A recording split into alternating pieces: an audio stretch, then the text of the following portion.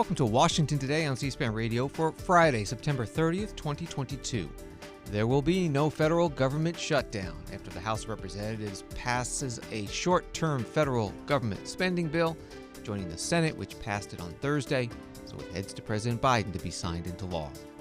Hurricane Ian making a second landfall in South Carolina as a Category 1, as recovery continues in Florida and the devastation caused by Ian there when it was a Category 4. We'll hear from the governors of South Carolina and Florida and from President Biden, promising Floridians we're going to do everything we can for you. Supreme Court Justice Ketanji Brown Jackson attends an investiture, a ceremony welcoming her as the newest justice. The new Supreme Court term starts on Monday. Russian President Vladimir Putin announcing annexation of 4 regions of Ukraine after what the U.S. and other Western nations call sham referenda orchestrated by Russia. President Putin promising to defend what he now calls Russian land. U.S. responds with additional sanctions against Russia.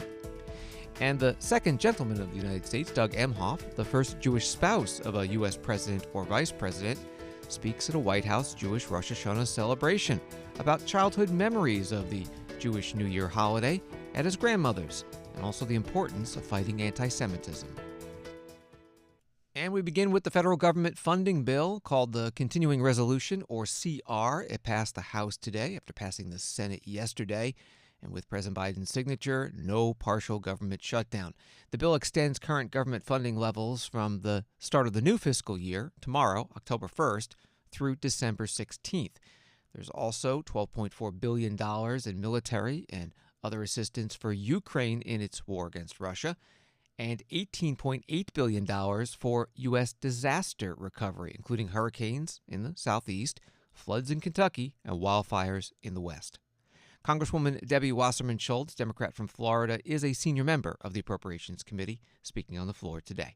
I rise to support this continuing resolution that will keep our federal government open and deliver the vital services that impact us all. Look no further than Southwest Florida, in my home state, where Hurricane Ian inflicted tragic human loss and massive property damage.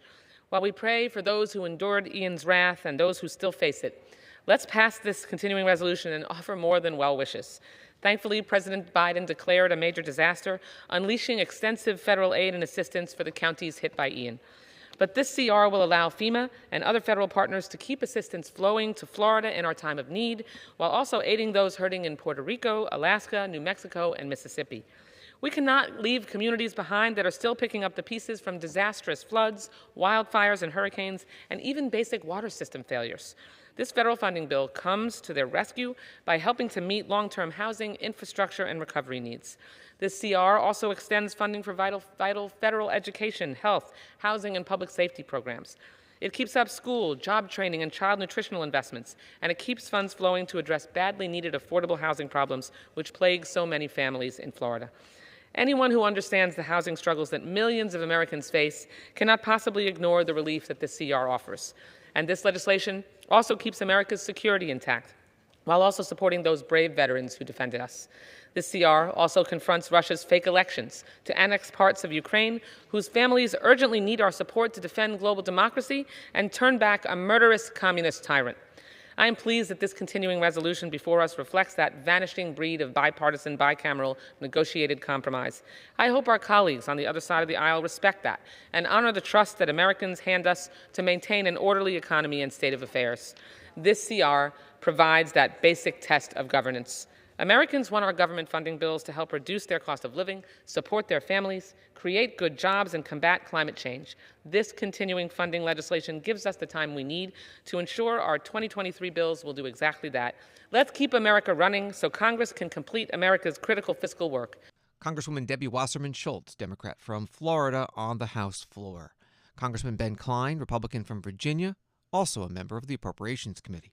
I rise on behalf of the people of the 6th District of Virginia who are contacting my office right now expressing their outrage at this failed do-nothing Democratic majority who has brought us to the brink of a government shutdown. They are furious because Democrats control the House, the Senate, the White House, and still here we are point where we have to keep the government running, and instead of confronting these crises that are leading us to this shutdown, this Democratic majority is kicking the can down the road until after the elections in November.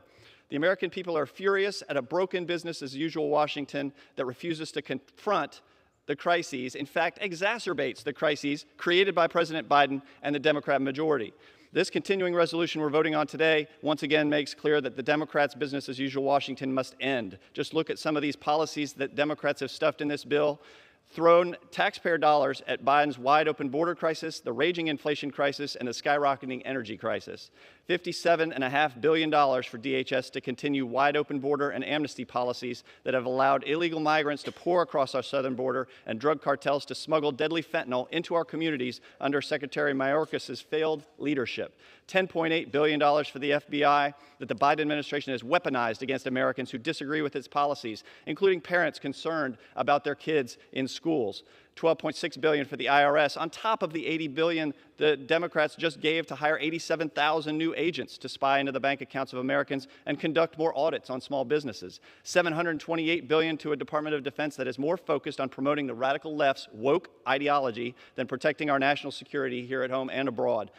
$3.8 billion for a low-income housing energy assistance program that pays for the increased energy costs for those that live in anti-fracking states like New York without addressing the real cause of the energy crisis, which is the Democrats' socialist Green New Deal agenda. Americans are hurting and their paychecks are declining in value, but Democrats continue to fund these out-of-touch policies, and that's why I'm voting no. Congressman Ben Cline, Republican from Virginia. The House went on to pass this bill funding the federal government for 11 weeks. 230 to 201 was the vote, 10 Republicans joining the Democrats in voting yes. When the Senate passed it on Thursday, the vote there was 72 to 25. 22 Republican senators voted yes. President Biden plans to sign it into law. No government shutdown this year. Now to Hurricane Ian making the second landfall in South Carolina, a lot weaker than when it was a Category 4 storm slamming into Florida's west coast a couple of days ago. Now it's a Category 1, sustained winds topping out at 85 miles per hour. Still plenty of rain and storm surge potential. White House says President Biden and the South Carolina Governor Henry McMaster spoke, and the two discussed the steps the Biden-Harris administration is taking to support South Carolina in preparation for the landfall of Hurricane Ian, including the issuance of an emergency declaration for South Carolina last night. The governor, Henry McMaster, speaking today at a news conference at the Emergency Operations Center in West Columbia. As I speak, the center of Hurricane Ian is approaching the coast of South Carolina, just above Charleston, mainly from Bulls Bay up through Myrtle Beach. I've spoken to a number of the mayors in those areas, and they are well prepared. The Grand Strand, particularly right now, is seeing very rough seas. Also, behind the Grand Strand, the water is backing up because it can't get out behind the beaches and behind the creeks. But this is not as bad as it could have been. A lot of prayers have been answered, but I would ask people don't quit yet because it's still coming. We are not out of the woods. I remind people, as John Quirello just said, there's water on the roads. We've seen photographs of it. The people have been sending us, the mayors and others, and it's still very dangerous. And there's still winds even where there's not much water in other parts of the state. So if you don't need to go outside in the wind right now, stay inside. If you don't need to drive anywhere, don't drive. Be careful and be smart. South Carolina Governor Henry McMaster at a news conference with other state agency officials at the Emergency Ops Center in West Columbia, South Carolina. Back in Florida, there is rescue and recovery of the missing and the victims of the hurricane, plus the massive effort to restore electricity to about 2 million customers. There are boil water notices in effect for several areas dealing with flooding and the storm surge, and generally the cleanup of the piles of debris the hurricane left behind. Florida Governor Ron DeSantis joined today by the FEMA Administrator Deanne Criswell at the Emergency Operations Center in Tallahassee. The governor asked what he needs from the federal government. He was also asked about casualties. You're going to also hear from Kevin Guthrie, Director of Florida's Division of Emergency Management. Governor, I got two quick ones. First of all, do we have an update on casualties? And second of all, obviously you're meeting with the administrator today. What are you asking for? What does the state of Florida need from FEMA? Well, I think the number one thing that we needed, that they provided, which was the Army Corps to support Lee County and their water situation. Critical to get that infrastructure back up and running. You look at this storm, obviously there was really significant damage, but you also have a lot of folks who had minimal or maybe no damage, and getting them back, make sure they're in their homes, they have the running water, the electrical, all of that is going to make all the other efforts so much better. So we appreciate that, but I think that is probably the number one priority. Kevin, would you say that that's probably the number one priority? And the Army Corps, they're the subject matter experts, and so hopefully they get a diagnosis and then they can plan and the county can go in and fix it. I'll let Kevin talk about the others. So where we stand right now on fatalities is, I'll break this down by county. We have one confirmed fatality in Polk County. We have 12 unconfirmed fatalities in Charlotte County. We have 8 unconfirmed fatalities in Collier County, and we are still processing through the situation with the hasty search that I mentioned before in Lee County. Now, let me talk about confirmation and unconfirmed. People die in disasters that have nothing to do with the disaster, right? So the medical examiner is the one that makes that determination. They are the lead agency at the local level to determine when they investigate that this is either disaster related or not disaster related.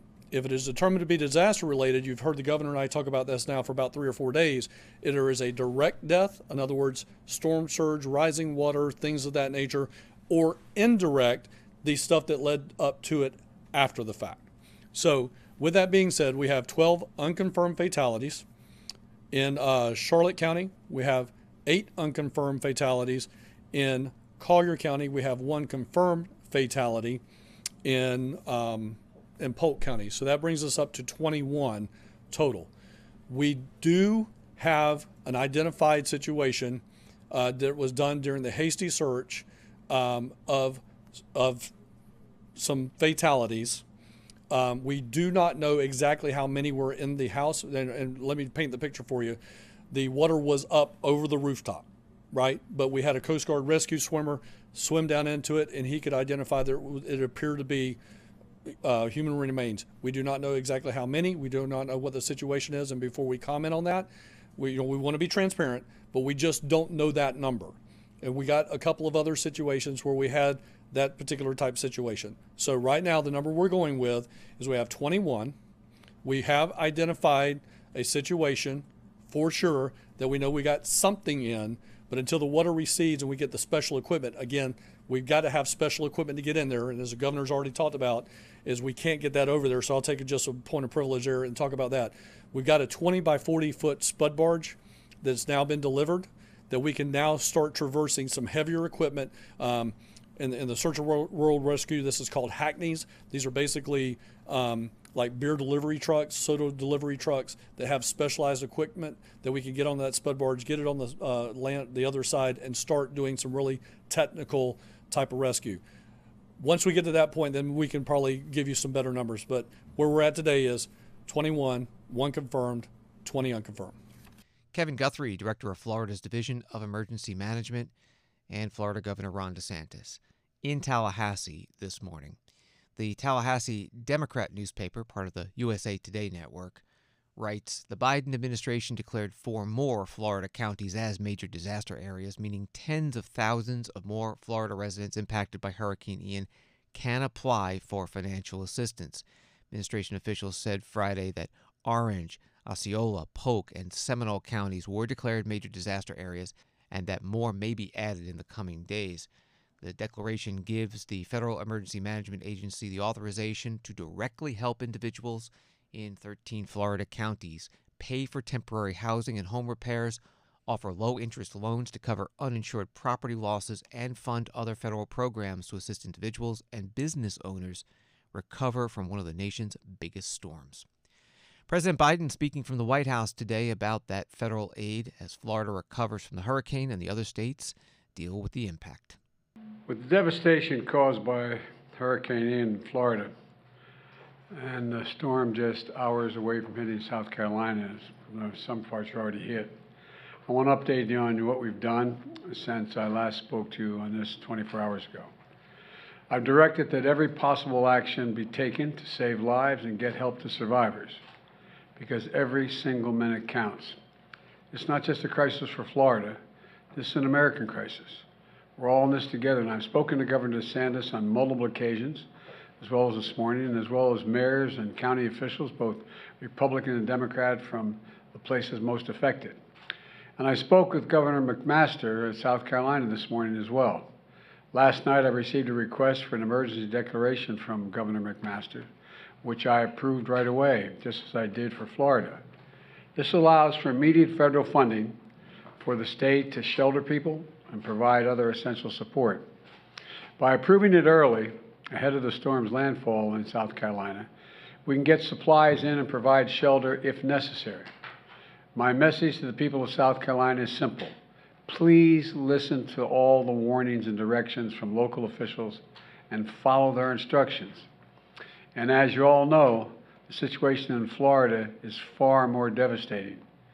We're just beginning to see the scale of that destruction. It's likely to rank among the worst of the nation's and the worst in the nation's history. You have all seen it on television, homes and property wiped out. It's going to take months, years to rebuild. And our hearts go out to all those folks whose lives have been absolutely devastated by this storm. America's heart is literally breaking just watching people watch it on television. I just want the people of Florida to know we see what you're going through and we're with you. We're going to do everything we can for you. I say to the rest of Americans, just imagine yourself in that situation. Water rising, walls collapsing, streets turned literally into rivers, charter boats on top of automobiles, watching the home and the community work so hard to establish, literally washed away. And folks across the country are now waiting to hear from parents and grandparents who live in Florida, just hoping and praying they're okay.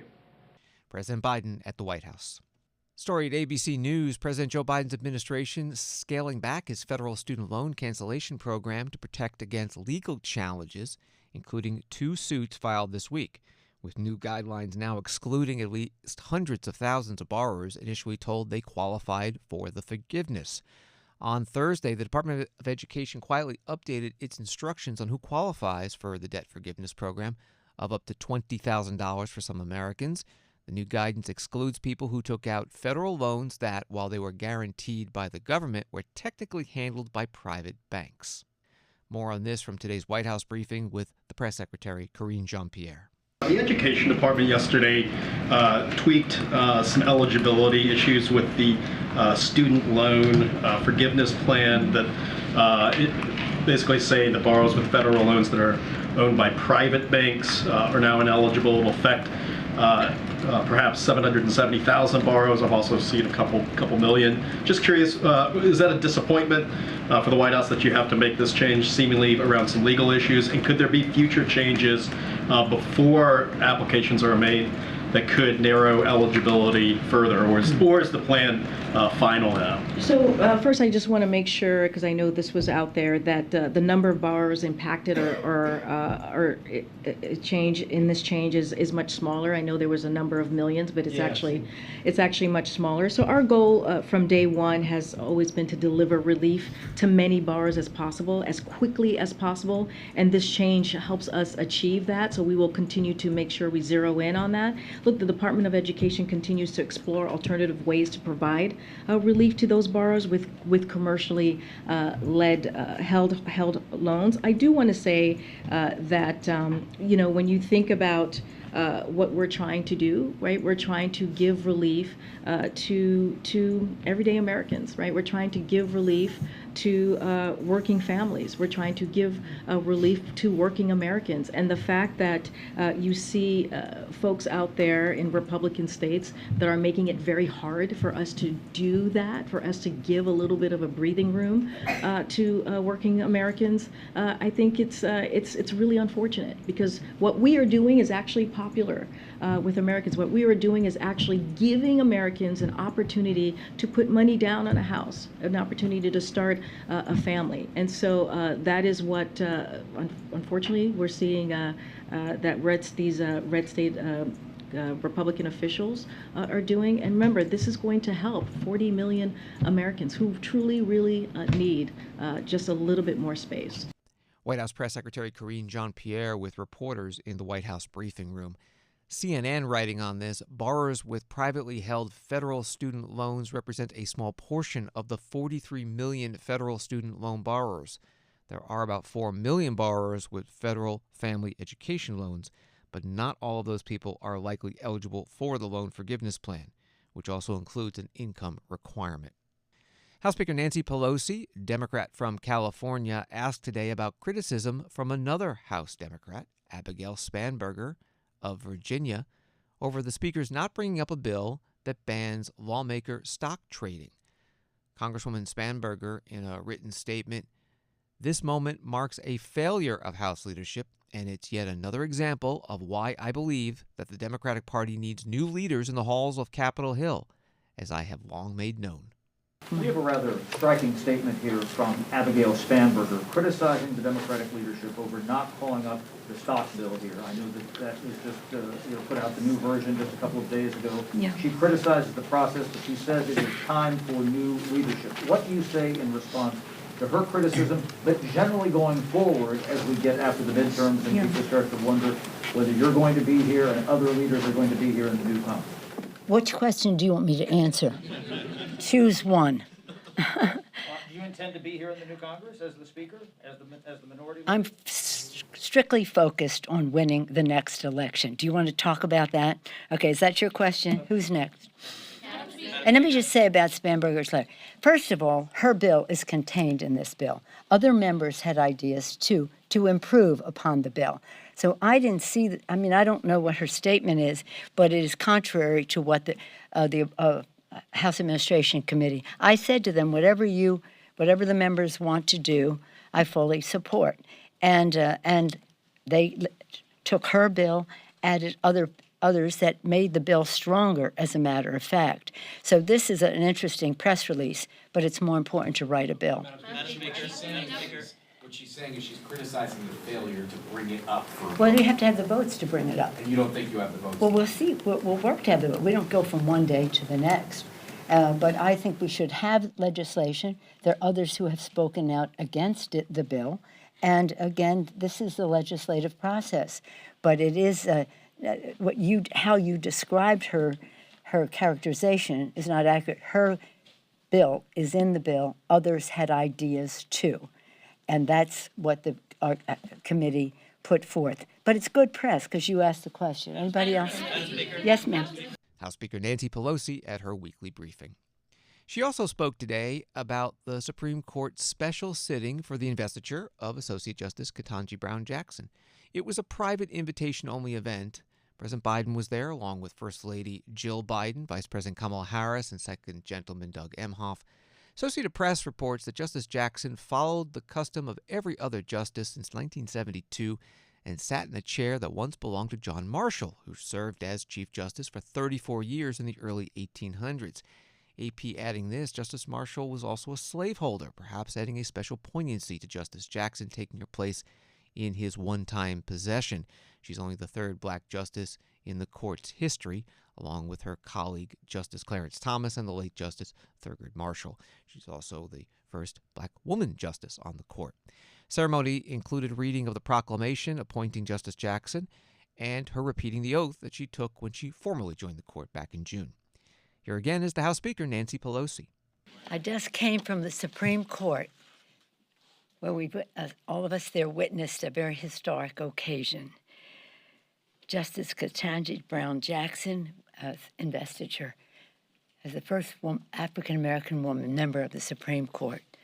think there's something like 109 members of the Supreme Court in our country's history, at long last, an African-American woman.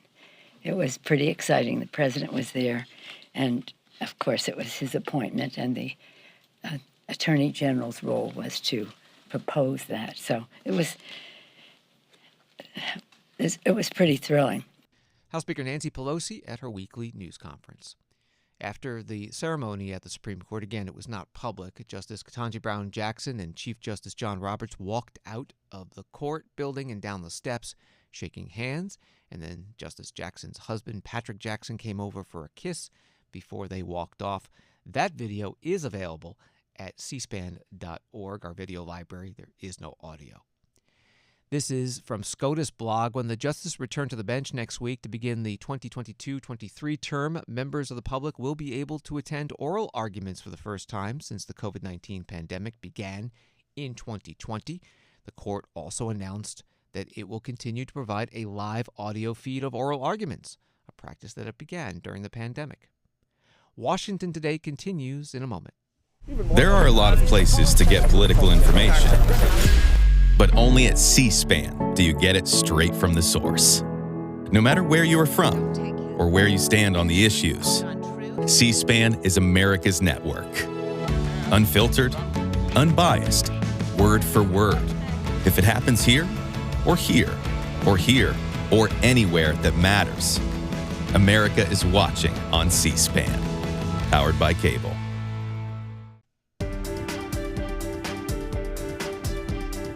Welcome back to Washington Today, which you can get as a podcast on the free C-SPAN Now mobile video app and wherever you get your podcasts. A story from Reuters: a defiant Vladimir Putin proclaimed Russia's annexation of a swath of Ukraine in a pomp-filled Kremlin ceremony, promising Moscow would triumph in its special military operation against Kyiv, even as some of its troops face potential defeat. The article continues: the Russian president's proclamation of Russia's rule over 15% of Ukraine, the biggest annexation in Europe since World War II, was roundly rejected by Western countries, with the United States and Britain announcing new sanctions. Here's a portion of President Putin's speech. You know that in Donetsk and Lugansk People's Republic, in Zaporozhye and Kherson regions, referenda were held.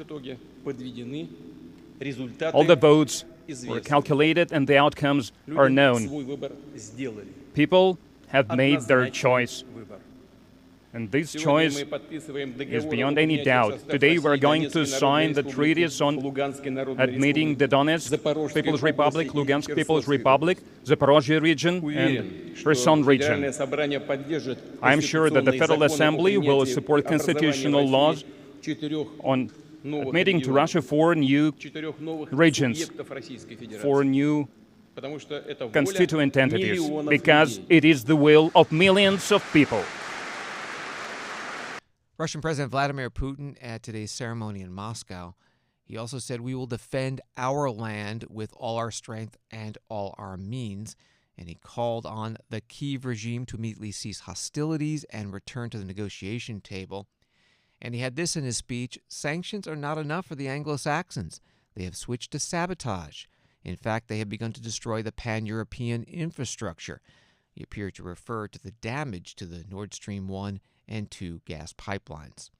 In Washington, President Joe Biden responding to all these developments and accusations. America and its allies are not going, let me emphasize, are not going to be intimidated, are not going to be intimidated by Putin and his reckless words and threats. He's not going to scare us, and he doesn't, or intimidate us. Putin's actions are a sign he's struggling. The sham referenda he carried out, and this routine he put on. Don't worry, it's not on there if you're looking. Okay. The sham routine that he put on this morning, that's showing the unity and as people holding hands together. Well, the United States is never going to recognize this. And quite frankly, the world's not going to recognize it either. He can't seize his neighbor's territory and get away with it. It's as simple as that. And they're going to stay the course. We're going to continue to provide military equipment so that Ukraine can defend itself and its territory and its freedom, including additional resources that the Congress is going to give me today of $13 billion more to help the Ukrainians defend themselves and fight back. And we're fully prepared to defend. I want to say this again. America is fully prepared with our NATO allies to defend every single inch of NATO territory. Every single inch. So, Mr. Putin, don't misunderstand what I'm saying. Every inch. And I've been in close touch with our allies. We're announcing new sanctions today as well, that including new authorities to sanction anyone who provides political or economic support to Russia's fraudulent territorial claims. And I've been in close touch with our NATO allies who are united in our resolve to take on his aggression. So I thank you all very much. You also asked me earlier about the pipeline, and let me say this. It was a deliberate act of sabotage, and now the Russians are pumping out disinformation and lies. We're going to work with our allies to get to the bottom of precisely what happened. And at my direction, I've already begun to help our allies enhance the protection of this critical infrastructure. And at the appropriate moment when things calm down, we're going to be sending divers down to find out exactly what happened. We don't know that yet exactly, but we're not, just don't listen to what Putin is saying. What he's saying we know is not true. President Biden at the White House today. Ukrainian Minister of Foreign Affairs Dmytro Kuleba tweeting, by attempting to annex Ukraine's Donetsk, Luhansk, Zaporizhia, and Kherson regions, President Putin tries to grab territories he doesn't even physically control on the ground. Nothing changes for Ukraine. We continue liberating our land and our people, restoring our territorial integrity. The U.S. Secretary of State Antony Blinken also saying today the U.S. will never recognize what he calls President Putin's land grab, and Secretary Blinken talking about the new sanctions and U.S. action at the United Nations. I also made clear that when Russia made this move, the United States and our allies and partners would impose swift and severe costs on individuals and entities inside and outside of Russia that provide political or economic support to illegal attempts to change the status of Ukrainian territory. Today, we've done just that, in coordination with the European Union, and Canada is taking similar steps as well. We're also issuing a clear warning supported by G7 leaders. We will hold to account any individual, entity, or country that provides political or economic support for President Putin's illegal attempts to change the status of Ukrainian territory. In support of this commitment, the Departments of the Treasury and Commerce are releasing new guidance on heightened sanctions and export control risks for entities and individuals inside and outside of Russia that support in any way the Kremlin's sham referenda, purported annexation, and occupation of parts of Ukraine. We're also taking action today at the United Nations Security Council to hold Russia accountable for the sham referenda and the purported annexations. If Russia blocks the Security Council from carrying out its responsibilities, we'll ask the UN General Assembly, where every country has a vote, to make clear that it's unacceptable to redraw borders by force. Every country has a stake in condemning these steps. Secretary of State Antony Blinken at the State Department in Washington, a joint news conference with the visiting Canadian Foreign Minister. The Ukrainian President Volodymyr Zelensky saying today his country will file an expedited application to join NATO after the Russian president signed those treaties to annex parts of Ukraine. President Zelensky saying, de facto, we have already proven interoperability with the alliance's standards. They are real for Ukraine, real on the battlefield, and in all respects for our interaction. He said it's time to make it legal, de jure, through those expedited procedures. This is Washington Today. A 7.5-foot tall bronze statue of former President Harry S. Truman on top of a 3-foot pedestal has been unveiled in the U.S. Capitol Rotunda, the newest addition to the National Statuary Hall collection, comprised of 100 statues, 2 from each state. The statue of Harry Truman comes from Missouri, his home state. He was a U.S. Senator from Missouri before becoming Vice President and then President from 1945 through 52. The ceremony on Thursday included remarks from the bipartisan House and Senate leadership, along with a House member and senator from Missouri, again bipartisan, and from the family. Here is Clifton Truman Daniel honorary chair of the Truman Library Institute. My grandfather was a modest man and, frankly, slightly embarrassed by statues. His presidential library is an educational institution rather than a monument to him. But were he with us today, he would be honored and humbled. He loved the United States of America. He loved the work of government. He loved this very building. He took the job seriously, but never himself. He was open and approachable, as Tom Corbin's excellent statue depicts. He has been called an uncommon, common man. Of all his accomplishments, the Marshall Plan, NATO, the Truman Doctrine, the desegregation of the armed services, I think the most significant was reminding us that a farmer, a citizen soldier, a small businessman can rise to the highest office in this land and do a better job of it than almost anybody else. That is the promise of this nation, the promise that that same ability lives within each one of us. He did what he did for the greater good, not the greater glory. He always said that it was amazing how much you could get done if you didn't care who got the credit. His favorite epitaph in Tombstone, Arizona reads, "Here lies Jack Williams.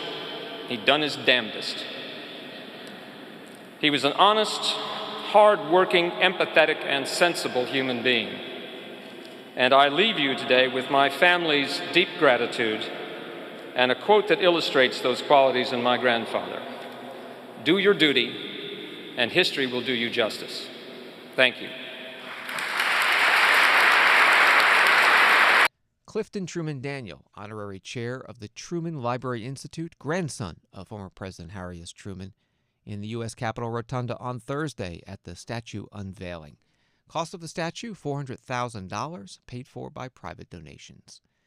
Harry S. Truman is the 10th presidential statue in the U.S. Capitol Rotunda. As mentioned, each state gets to donate 2 statues, and the Missouri legislature voted to install Harry S. Truman to replace a statue of Thomas Hart Benton, a 5-term U.S. Senator from Missouri that was put there in 1899. A Jewish New Year reception today at the White House. At this time between the Rosh Hashanah holiday itself, that was the start of this week, and the upcoming Jewish holiday of Yom Kippur, Day of Atonement, which will be next week. Attending today's event, President Biden and the Vice President Kamala Harris and their spouses.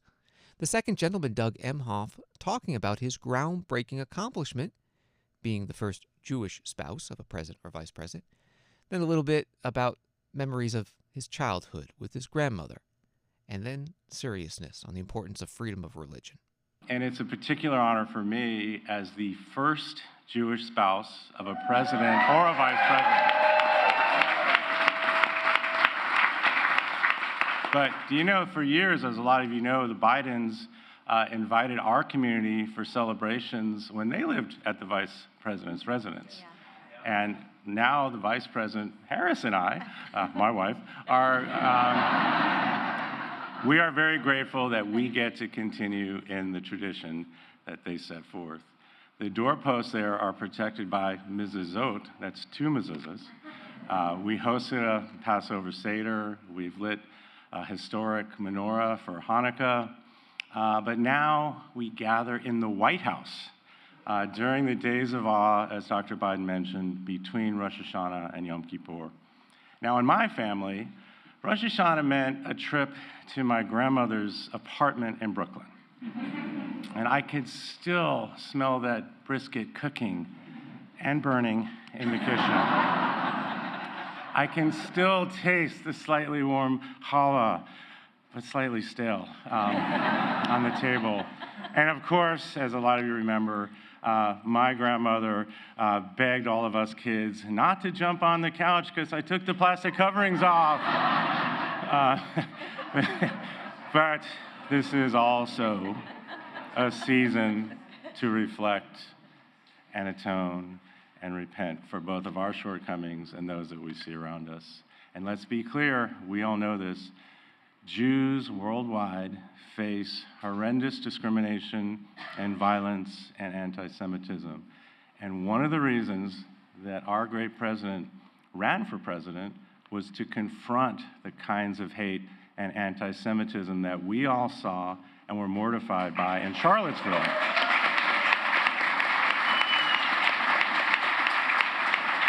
And on this issue, we have a president and a vice president who know that all Americans must be able to worship without fear or violence. And we also know they are two leaders of deep faith who believe in tolerance and inclusion, not just for our Jewish community, but for all communities. Second Gentleman Doug Emhoff at today's Rosh Hashanah celebration, the Jewish New Year, in the White House East Room. You can find the full video, including remarks by President Joe Biden and First Lady Jill Biden at cspan.org. And the White House says the president held a conference call later in the day with over 1,200 rabbis and clergy members from around the country, during which he reaffirmed his long-standing commitment to and leadership on issues of importance to the American Jewish community. Thanks for listening to Washington Today. Subscribe to C-SPAN's evening newsletter word for word to get the stories Washington is talking about sent to your inbox every day. Sign up at c-span.org/connect. Have a good night.